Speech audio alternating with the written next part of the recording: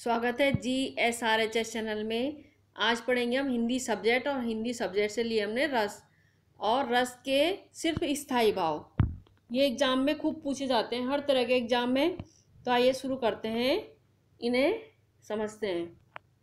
श्रृंगार रस, श्रृंगार रस का स्थाई भाव है रति। श्रृंगार रस क्या होता है? जब नायक नायिका के सौंदर्य और प्रेम संबंधी वर्णन की परिपक्व अवस्था को श्रृंगार रस कहते हैं। श्रृंगार रस के दो भेद होते हैं, संयोग और वियोग। संयोग श्रृंगार में नायक नायिका के मिलने के प्रसंग में संयोग श्रृंगार होता है, और वियोग श्रृंगार में नायक नायिका के विरहावस्था का वर्णन वियोग श्रृंगार होता है। मतलब संयोग श्रृंगार तो होता है जैसे नायक नायिका का मिलन, और वियोग श्रृंगार होता है जैसे नायक और नायिका का अलग होना। नेक्स्ट है करुण रस। करुण रस का स्थाई भाव है शोक। जब, अब इसकी परिभाषा देखते हैं, किसी प्रिय वस्तु अथवा व्यक्ति आदि के प्रति अनिष्ट की आशंका या इनके विनाश से हृदय को जो क्षोभ होता है उसे करुण रस कहलाता है। इसका स्थाई भाव शोक होता है। जैसे मतलब हमारी कोई वस्तु नुकसान हो गया है, किसी की डेथ हो गई, तो वहाँ जो हम शोक मनाते हैं उसे करुण रस कहते हैं। नेक्स्ट है शांत रस। शांत का स्थाई भाव है, शांत रस का स्थाई भाव है निर्वेद।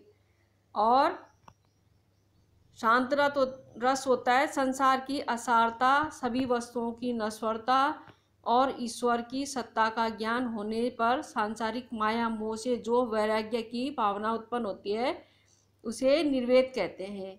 यही निर्वेद विभाव, अनुभाव, स्थायी भाव तथा संचारी भाव से संयुक्त होकर शांत रस की उत्पत्ति होती है। नेक्स्ट है रौद्र रस। रौद्र रस का स्थायी भाव है क्रोध, गुस्सा। इसके परिभाषा है शत्रु पक्ष या किसी अत्याचारी के अत्याचारों को देखकर अथवा गुरुजनों या आत्मीय जनों की निंदा आदि को सुनकर चित्त में जो क्षोभ उत्पन्न होता है उसे क्रोध कहते हैं। मतलब इस रौद्र रस में क्रोध होता है, गुस्सा होता है। जैसे हमारे खिलाफ या हमारे कोई सगे के खिलाफ कोई कुछ गलत बोल रहा है या गलत कर रहा, तो हमारे अंदर जो क्रोध आता है उसे रौद्र कहते हैं। रौद्र रूप भी हो सकता है क्रोध, गुस्सा। तो रौद्र रूप का स्थायी भाव है, रौद्र रस का स्थायी भाव है क्रोध। यही क्रोध नामक स्थायी भाव जब विभाव, अनुभाव या संचारी भाव में से संयुक्त होता है तो रौद्र रस की उत्पत्ति होती है।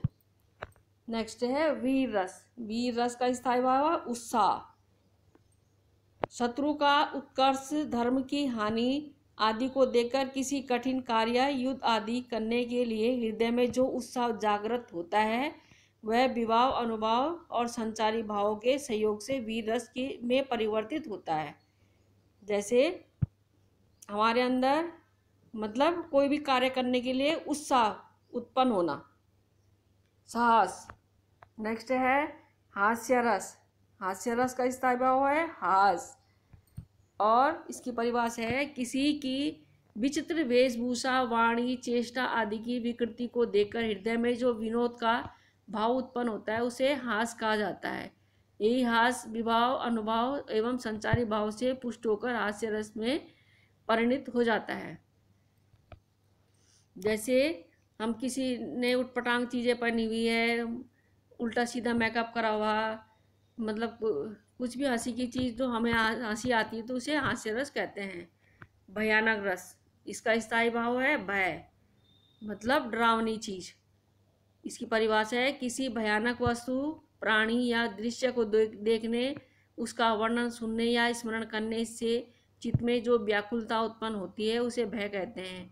भय एक स्थायी भाव है जो विभाव, अनुभाव एवं संचारी भाव से संयोग होने पर भयानक रस की उत्पत्ति होती है। भयानक रस माने जैसे डर उत्पन्न होना। बीभत्स रस। बीभत्स रस का स्थायी भाव है जुगुप्सा। अब जैसे बीभत्स रस की परिभाषा है घृणित वस्तुएं देखकर अथवा उनके विषय में सुनकर हृदय में जुगुप्सा, घृणा उत्पन्न होती है। यही जुगुप्सा स्थायी भाव, विभाव, अनुभाव और संचारी भाव से संयुक्त होकर विभत्स रस में परिणत हो जाता है। नेक्स्ट है अद्भुत रस। अद्भुत रस का स्थायी भाव है विस्मय। विस्मय विचित्र अथवा आश्चर्यजनक वस्तु या घटना को देखकर हृदय में कौतूहल तथा आश्चर्य का भाव उत्पन्न होता है, जिसे विस्मय कहते हैं।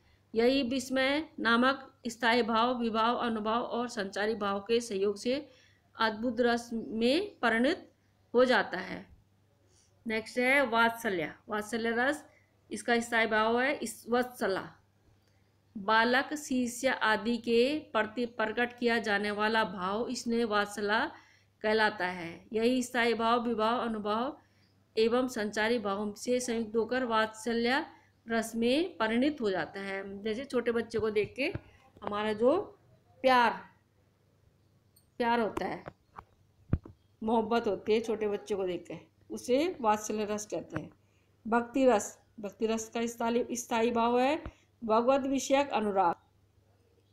इसकी परिभाषा है भगवत गुणगान सुनकर उसमें लीन होने पर भगवत विषयक अनुराग उत्पन्न होता है। यही स्थायी भाव, विभाव, अनुभाव एवं संचारी संयुक्त रूप होकर संचारी भाव में परिणत हो जाता है। जैसे कई बार रस पूछे जाते हैं और उनके स्थायी भाव पूछे जाते हैं, तो इन्हें याद कर लीजिएगा अच्छे से। Please like, share, subscribe, comment अवश्य कीजिएगा।